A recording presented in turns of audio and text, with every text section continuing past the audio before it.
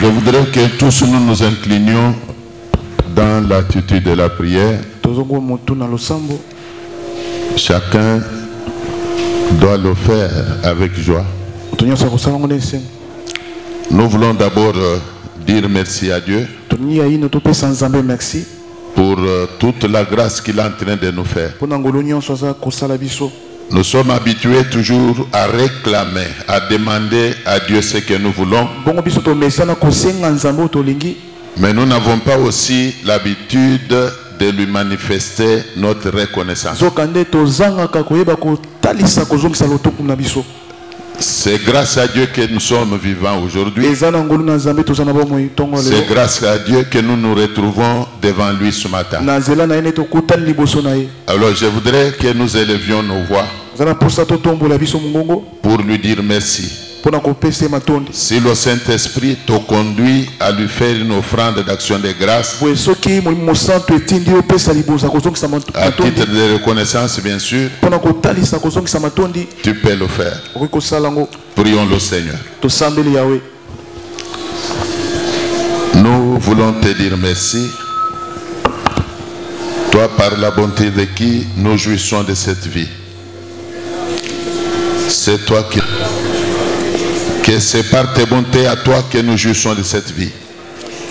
Plusieurs sont morts. Il y en a qui sont morts même ce matin. D'autres sont morts hier. Il y en a qui viennent de mourir même il y a 5 minutes. Mais si nous tenons debout, nous respirons jusqu'à maintenant, nous sommes vivants. C'est puisque tu nous aimes. Et c'est grâce à toi. Voilà pourquoi nous voulons te dire merci de tout cœur pour cette grâce que tu nous fais. Nous t'avons ainsi prié. Au nom de Jésus-Christ. Amen. Amen. Si le Saint-Esprit t'a conduit à faire une offrande, acclamons encore une fois le Seigneur. Acclamons encore une fois le Seigneur.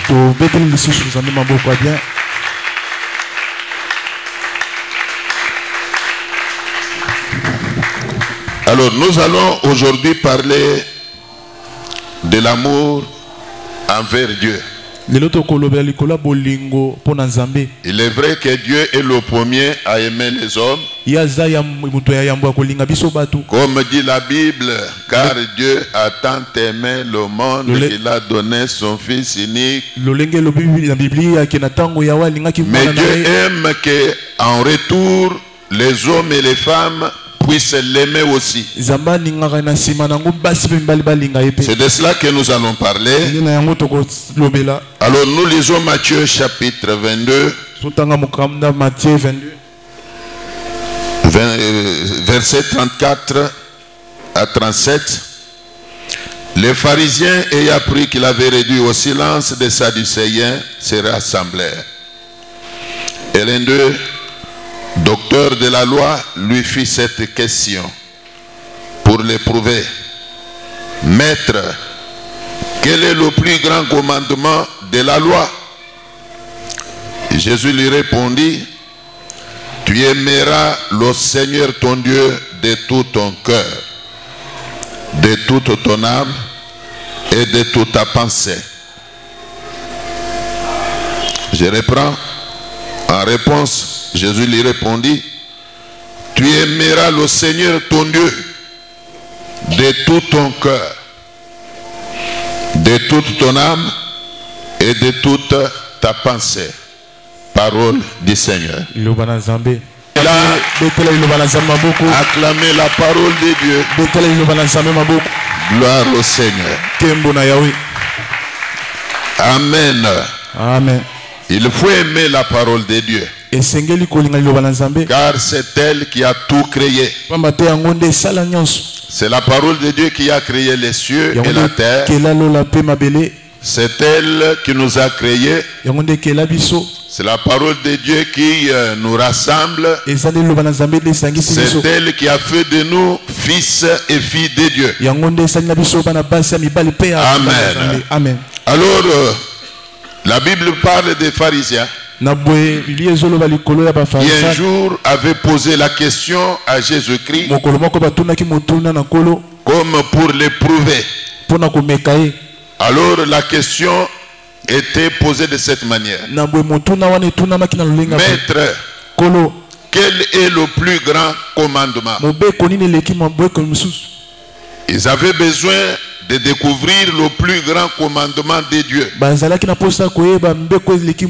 Quand bien même il posait la question comme pour éprouver Christ. Mais Jésus, connaissant bien leur intention, leur avait donné comme réponse ce qui suit. Tu aimeras le Seigneur ton Dieu de tout ton cœur. Tu aimeras l'Éternel de toute ton âme. Tu aimeras l'Éternel de toute ta pensée. Alors, comme la parole de Dieu ne vieillit pas, elle est la même aujourd'hui, hier et éternellement. Alors moi je crois qu'elle nous est aussi adressée. Cette parole nous est aussi adressée. C'est à nous qu'elle est adressée. Les pharisiens ne sont pas ici. Quand bien même ceux qui avaient posé la question, mais c'est nous qui sommes ici. C'est toi qui es ici. C'est moi qui suis ici. C'est vous qui êtes là. C'est nous qui sommes ici. Alors c'est à nous que cette parole est adressée aujourd'hui. Nous devons aimer le Seigneur notre Dieu de toute notre pensée, de toute notre âme et de toute notre force. Nous devons aimer Dieu. Bien aimé dans le Seigneur. Quand quelqu'un n'aime pas Dieu, il est pratiquement impossible qu'il puisse même demeurer attaché à lui. C'est l'amour qui engendre l'attachement. C'est l'amour qui engendre l'attachement. C'est l'amour qui engendre l'attachement. Nul ne peut demeurer attaché à Dieu s'il ne l'aime pas. Une femme ne peut être attachée qu'au mari qu'elle aime. Le mari ne peut s'attacher qu'à la femme qu'il aime. Donc il faut comprendre que c'est l'amour qui engendre l'attachement. Beaucoup de chrétiens au jour d'aujourd'hui ont difficile à demeurer attachés à Dieu. Vous les voyez aujourd'hui. Demain, vous ne les verrez plus. Ils ne sont pas attachés au Dieu. Ils ne sont pas non plus attachés à Dieu. Ils sont errants. Ils sont vagabonds.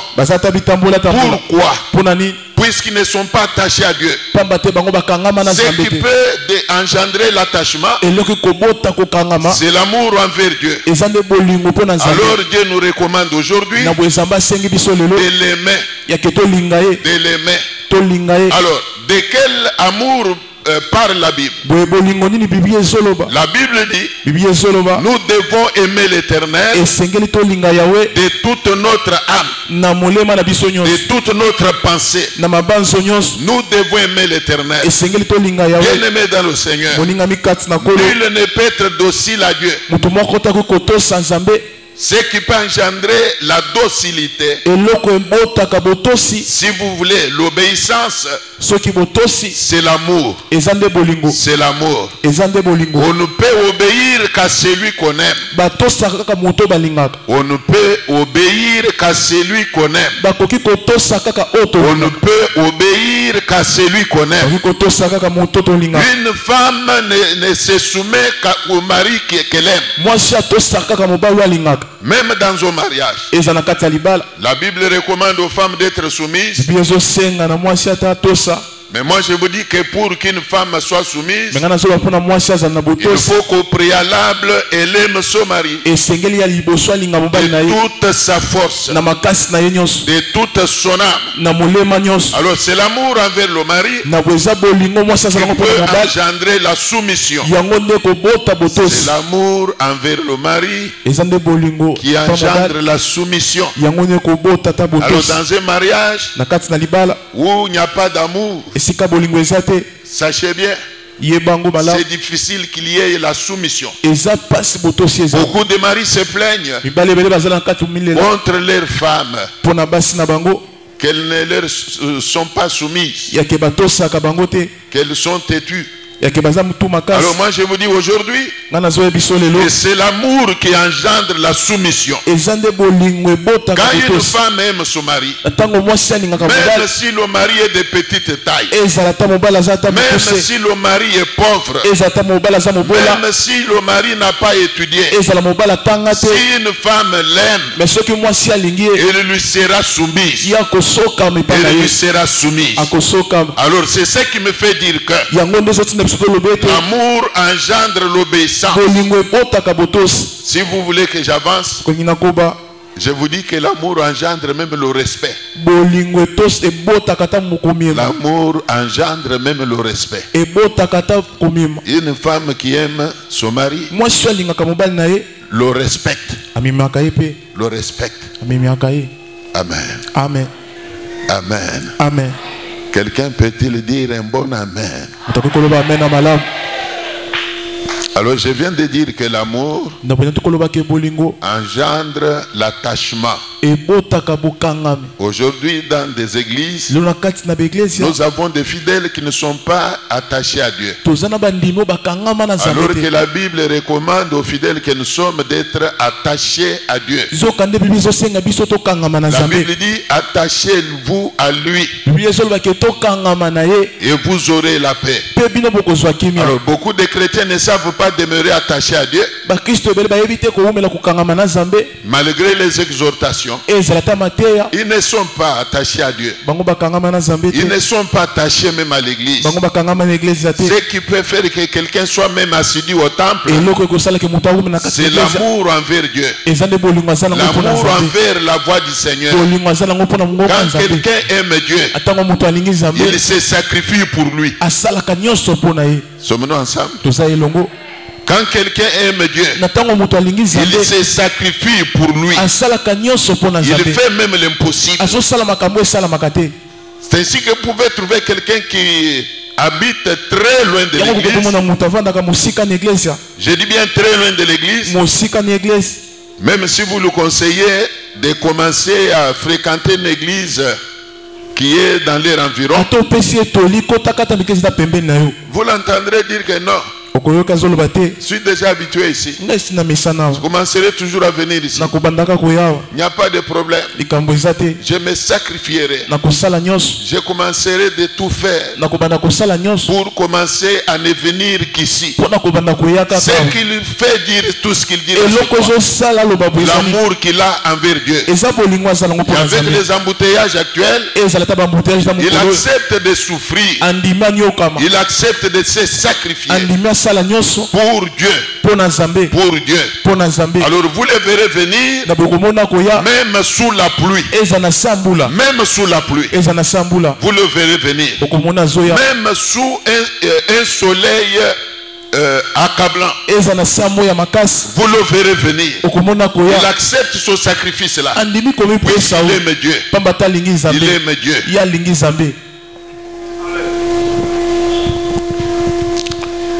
1 Jean 3, 18 dit ceci. 1 Jean 3, 18. 1 Jean 3, 18 dit ceci. N'aimons pas en parole et avec la langue. Petit enfant, n'aimons pas en parole et avec la langue. Alors il faut comprendre par là que l'amour ne doit pas nécessairement faire l'objet de déclarations. Vous déclarez tout le temps que vous aimez Dieu. Quand vous ne savez pas poser des actes qui prouvent que vous aimez Dieu. Même dans le cadre de relations humaines, si quelqu'un aime quelqu'un, alors il va le manifester par des actes qu'il va poser. Si quelqu'un aime une femme, si une femme aime un homme, donc il faut que cet amour soit manifeste dans les actes, que ce ne soit pas seulement verbal. Alors c'est ce que la Bible dit. N'aimons pas en parole, mais aimons en action. En action. Permettez que je vous lise ce verset là. 1 Jean 3, 18. La Bible dit, petits enfants, n'aimons pas en parole et avec la langue, mais en action et avec vérité. Que tout le monde dise Amen. Amen. Que tout le monde dise un bon Amen. Alors l'amour ne doit pas, comme je le disais, être verbal. Ça ne doit pas non plus faire l'objet de déclarations. Beaucoup de gens aujourd'hui déclarent aimer Dieu. Mais quand vous regardez leur manière même de s'adonner à Dieu là, leur manière de vivre en tant que chrétien, même si vous n'êtes pas prophète, vous pouvez carrément comprendre que telle maman, tel papa n'aime pas Dieu. Vous pouvez facilement comprendre que tel frère, telle soeur n'aime pas Dieu. Quand bien même lui-même ou elle-même déclare aimer Dieu. Donc c'est vous dire que l'amour est manifeste. Nous ne devons pas aimer Dieu en parole, mais nous devons l'éprouver. Nous devons l'éprouver. Je venais de dire ici que l'amour engendre l'attachement. L'attachement à Dieu, l'attachement à l'église, comme le roi David disait, que je suis dans la joie. Quand on me dit d'aller où? Dans la maison de Dieu. Alors celui qui aime Dieu doit aimer l'église. Celui qui aime Dieu doit aimer l'église. Celui qui aime Dieu doit aimer l'église. Puisque Dieu, nous le rencontrons dans l'église. Alors tu ne peux pas dire que tu aimes Dieu quand tu n'aimes pas l'église. Alors parlant de l'attachement, tu ne peux pas dire que tu es attaché à Dieu quand tu n'es pas non plus attaché à l'église. Tu dois être attaché à l'église. Être attaché à Dieu, c'est être attaché à l'église. Alors quand on aime Dieu, on doit être attaché à l'église. Donc autrement dit, l'amour envers Dieu engendre la persévérance dans la prière. L'amour envers Dieu engendre l'attachement à l'église. Celui qui aime Dieu se réjouit de la présence de Dieu. Il peut dire que, comme l'avait dit le roi David, je suis dans la joie quand l'heure d'aller à l'église sonne. Je suis dans la joie quand l'heure d'aller à l'église sonne. Est-ce que nous sommes ensemble? Nous devons aimer Dieu de tout cœur. Jésus lui-même a dit ceci: si vous m'aimez, faites quoi? Si vous m'aimez, faites quoi? Gardez mes commandements. Nul ne peut dire qu'il aime Dieu s'il ne garde pas les commandements de Dieu, s'il ne vit pas la parole de Dieu, s'il ne respecte pas les commandements de Dieu. Nul ne peut dire qu'il aime Dieu s'il ne vit pas la parole de Dieu. L'amour envers Dieu, faut-il le répéter, engendre l'obéissance. Amen. Amen. Amen. Amen. Pouvez-vous demander si vous aimez Dieu? Avez-vous déjà commencé à aimer Dieu? Êtes-vous parmi ceux qui aiment Dieu? Posez-vous cette question-là. Est-ce que vous aimez Dieu?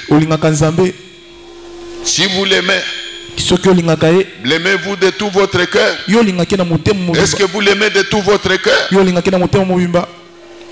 Est-ce que vous l'aimez de toute votre âme? L'aimez-vous de toute votre pensée? Car la Bible nous recommande d'aimer Dieu de toute notre pensée, de toute notre âme, de toute notre force. Jésus a dit quelque part dans la Bible, si quelqu'un vient à moi, qu'il se charge de sa croix. Ça sous-entend quoi? Si quelqu'un vient à moi, qu'il se charge de sa croix. Ça sous-entend que tout chrétien qui aime Dieu accepte de souffrir avec Dieu. J'ai pas avancé. J'ai pas avancé. Rien ne peut le séparer de Dieu. Que ce soit la nudité, que ce soit la faim, que ce soit la maladie, rien ne peut le séparer de Dieu. C'est lui qui aime Dieu demeure attaché à Dieu, même dans le moment de souffrance, même dans le moment des épreuves, même dans le moment de maladie, il ne peut pas lâcher. Il ne peut pas lâcher. C'est comme quand Jésus était abandonné par 60 disciples. Il s'est retrouvé seulement avec les 12. Alors il pose la question, il dit ceci: vos frères sont partis, et vous là qui êtes restés, qu'attendez-vous? Qu'attendez-vous? Vos amis sont partis. Pierre a pris la parole pour répondre à Jésus. Où irons-nous encore? Où irons-nous encore? C'était un moment des épreuves. C'était un moment de turbulence, un moment de secousse. Quand bien même les 60 sont partis, la majorité avait quitté, abandonné Jésus. Mais il y a eu quand même une minorité qui est restée attachée à Dieu, restée attachée à Jésus. Puisque cette minorité-là aimait Jésus, ils aimaient Jésus. Alors Pierre qui lui dit: où irons-nous encore? C'est toi qui as la parole de la vie. Nous ne pouvons aller nulle part. Donc pour dire que nous ne pouvons pas suivre le mauvais exemple de ceux qui sont partis. Alors c'est lui qui connaît Dieu, c'est lui qui aime Dieu, demeure attaché à Dieu, même en temps de souffrance, même en temps de souffrance. Il dira comme avait dit Job, en réponse à sa femme qui voulait que Job abandonne Dieu. Alors Job lui dit: tu parles comme une femme insensée devant Dieu. Ne pouvons-nous pas être éprouvés aussi? Donc quand on aime Dieu, ce ne sont pas les souffrances qui peuvent nous séparer de Dieu, ni amoindrir, affaiblir notre foi. Qui a dit Amen? Qui a dit un bon Amen? Acclamez le Seigneur.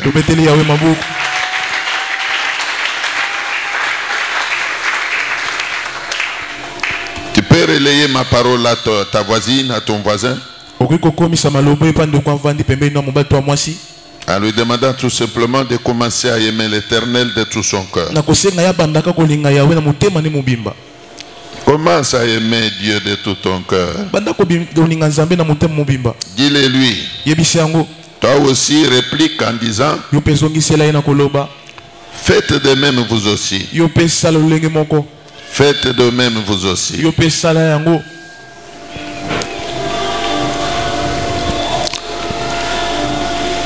Acclamez le Seigneur. Mon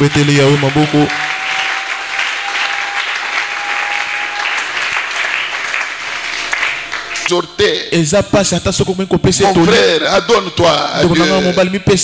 Adonne-toi à Dieu. Arrête de t'absenter au culte. C'est difficile. Ça entre par l'oreille gauche et ça sort par l'oreille droite. Le problème en soi, c'est quoi?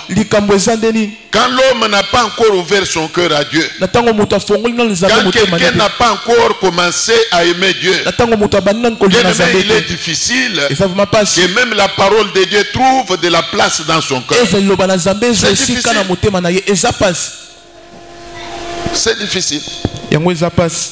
Vous pensez que quand nous sommes devant Dieu maintenant là, tout le monde qui est absent aujourd'hui là est valablement occupé, empêché. Mais il y en a qui sont à la maison. Et parfois se sont réveillés avec un programme terre à terre, un programme qui n'édifie pas, un programme non valable devant Dieu.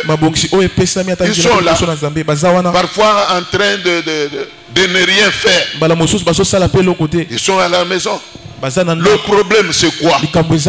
Ils n'ont pas encore ouvert leur cœur à Dieu. Ils n'ont pas encore commencé à aimer Dieu. Alors c'est ce qui fait que parfois, même quand vous les exhortez, ils peuvent faire semblant d'écouter, mais ça ne passe pas. Ça ne passe pas. Aussi il faut dire ceci. Il y en a aussi qui semblent avoir déjà commencé à aimer Dieu, mais ils aiment Dieu, permettez-moi le terme, superficiellement. Ils aiment Dieu superficiellement, alors que la Bible recommande d'aimer Dieu de tout son cœur.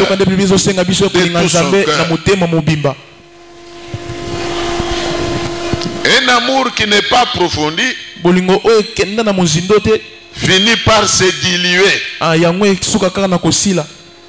Un amour qui n'est pas sincère finit par disparaître. Un amour, je dirais, temporaire, ou si vous voulez, un amour circonstanciel. C'est ça l'amour que beaucoup de soi-disant chrétiens ont envers Dieu. L'amour circonstanciel. Je veux dire un amour qu'on ne manifeste que quand on a un besoin. Quand on a un besoin, on manifeste l'amour. C'est comme une femme qui aime circonstanciellement son mari. Il l'appelle par son prénom seulement quand elle est dans le besoin. Là, elle l'appelle Yajan. Yajan. Puisqu'elle a un problème à lui poser. Un amour circonstanciel. Et quand il n'est pas dans le besoin, elle oublie le nom et le prénom du mari. Ce n'est pas Yajan. Ça devient Zouzi. Zouzi. Ninyango Zouzi. De telles femmes ont ce que moi j'appelle un amour circonstanciel. C'est un amour à profit. Quand une maman a un problème, peut-être qu'il y a un problème dans sa famille qui nécessite une intervention financière. Avant de poser le problème au mari, elle devient elle-même gentille là envers le mari. Là, elle étudie comment commencer. Elle devient gentille. Et au matin, le mari est encore au lit. Elle va chauffer de l'eau là-bas. Elle revient au lit. Chérie, tu vas te laver l'eau chaude. Chérie, ou tu vas te laver l'eau froide. Chérie, aujourd'hui tu prends du quaker. ou du pain au lait. Là, c'est la gentillesse. Ce n'est pas ça l'amour. Ça, c'est un amour circonstanciel. Un amour au profit. Alors, après avoir manifesté toute cette gentillesse, elle finit maintenant pour dire ça y est. Alors, quand il est à table, avec son mari qui prend le petit déjeuner qu'elle lui a apprêté là, elle le regarde dans les yeux. Et quand il voit que ça va, ça passe. Chérie, je vais te poser un problème. Mais ne te fâche pas. Je sais que ces jours-ci tu n'as pas d'argent. Là c'est le même moment, ça dit, je sais que ces jours-ci tu n'as pas d'argent. Mais toi tu sais que ces jours tu n'as pas d'argent, tu veux lui poser un problème d'argent.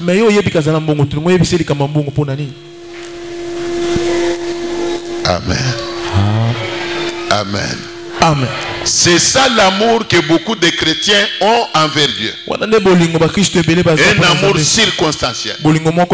C'est quand il a un problème, il a des difficultés. Quand le chrétien a des problèmes, il est terrassé, attaqué par les démons, menacé par les sorciers. Il a besoin de l'aide de Dieu. Alors vous la verrez ce jour-là. S'adonnant à l'église, ça ne va pas dans sa maison. Alors vous le verrez là, s'adonnant à l'église, demeurez attaché à l'église. Mais quand tout commence à bien passer, elle le relâche. L'amour circonstanciel. Mais moi je vous dis que c'est lui qui aime Dieu. Même en temps de paix, il va s'adonner. Même en temps de paix, il demeurera attaché à son Dieu.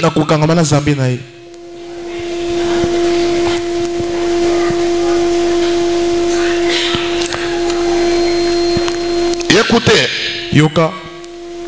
Jean 21 verset 15 à 17 dit ceci. Après qu'ils eurent mangé, Jésus dit à Simon-Pierre, Simon, fils de Jonas, m'aimes-tu plus que ne m'aiment ceux-ci? Il lui répondit, oui Seigneur, tu sais que je t'aime.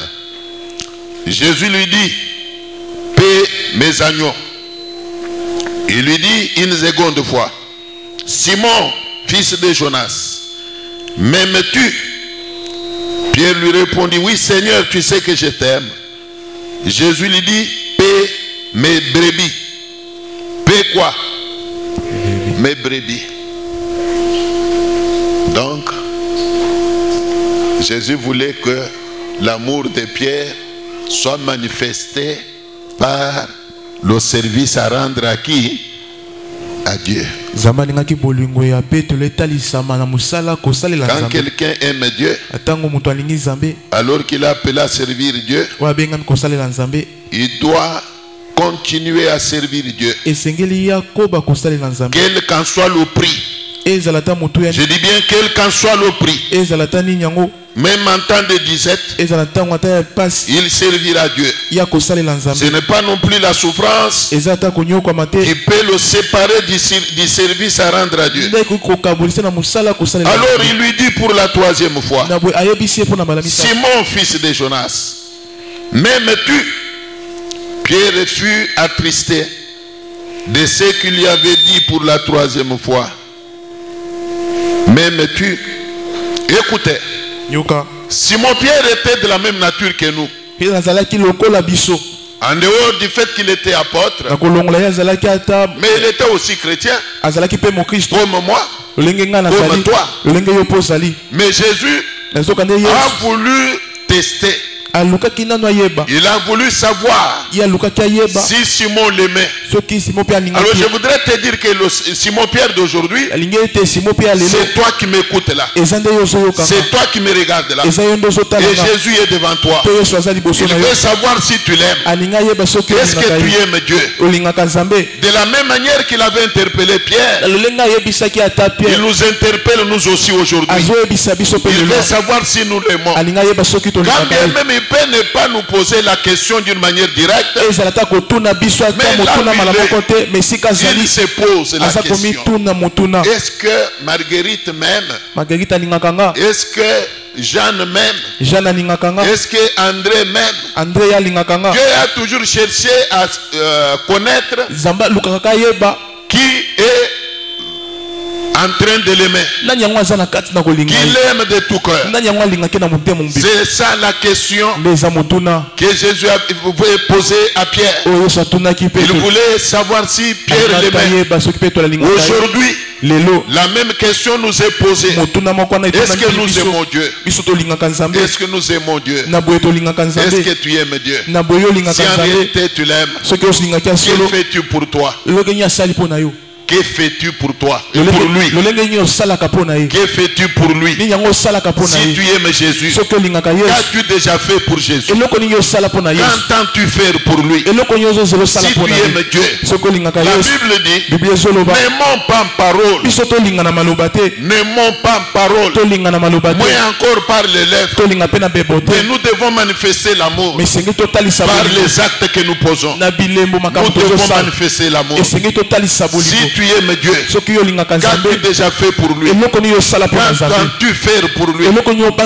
Si tu aimes Dieu, quelles sont les œuvres de l'amour que tu peux brandir devant votre Dieu aujourd'hui? Bien-aimé dans le Seigneur, c'est l'amour envers Dieu. Je vous ai dit que Dieu nous réclame. Alors il est vrai que l'Éternel est le premier à nous aimer. L'Éternel est le premier à nous aimer. Il nous a aimé le premier. Mais il veut qu'en retour, nous l'aimions aussi. Il veut que nous l'aimions aussi.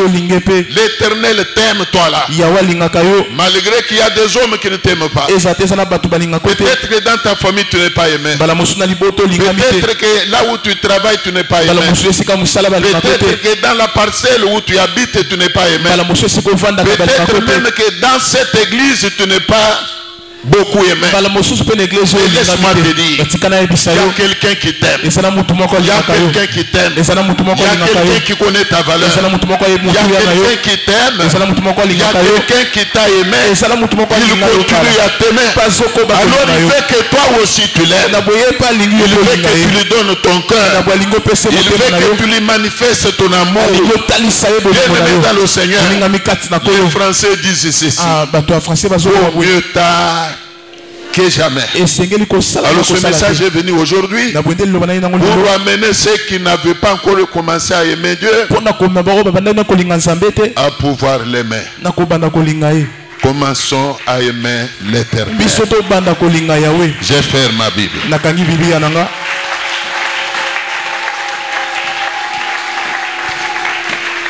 Veuillez vous tenir debout.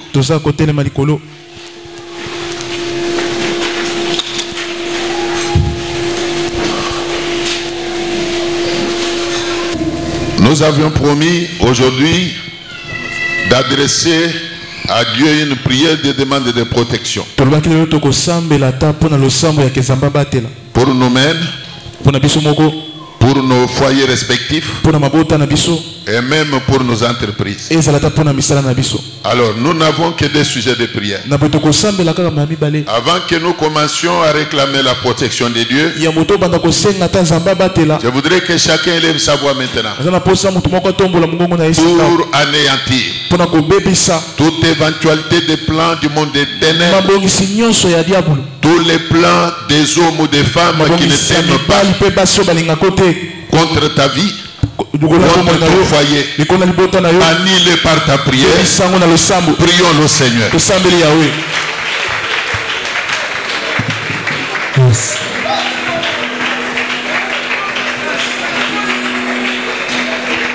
Glorieux Jésus, venu dans précieux sauveur des âmes.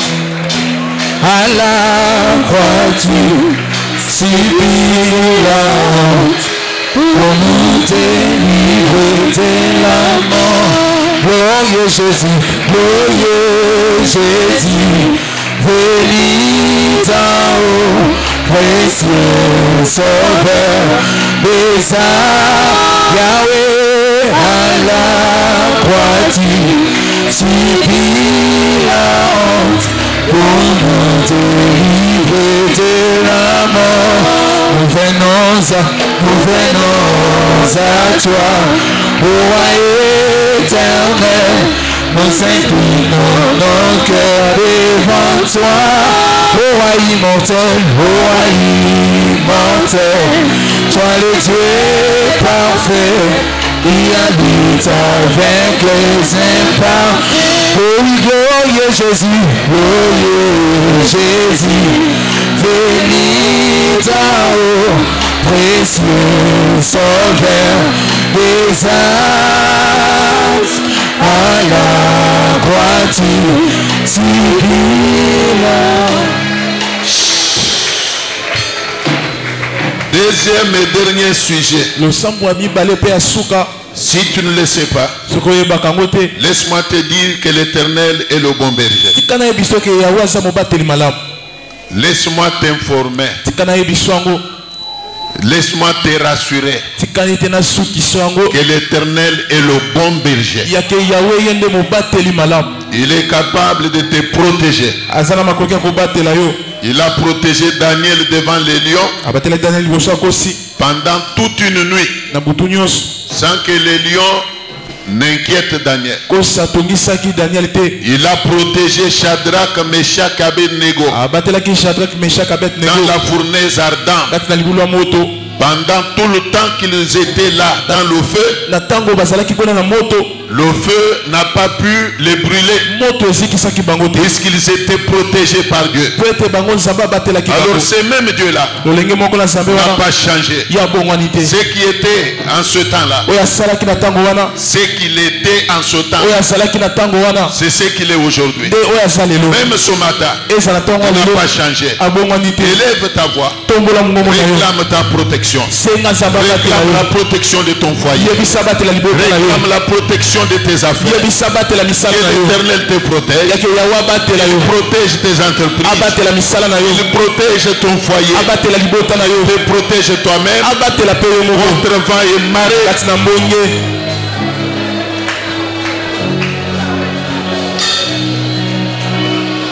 Oh, glorieux Jésus,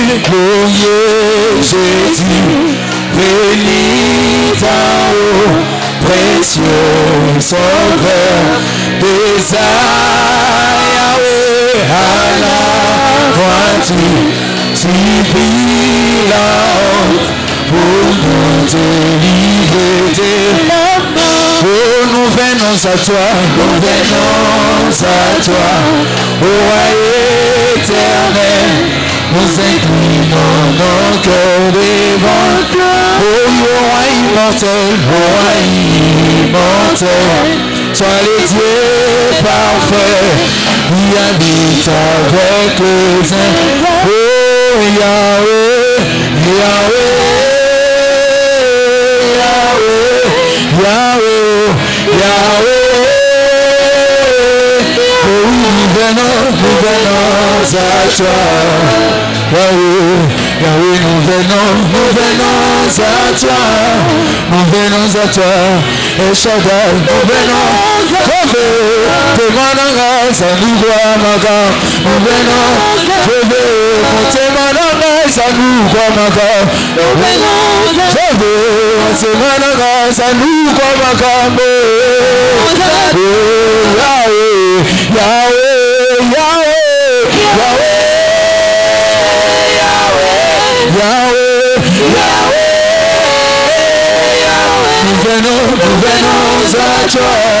Nous venons à toi, El Shaddai, nous venons.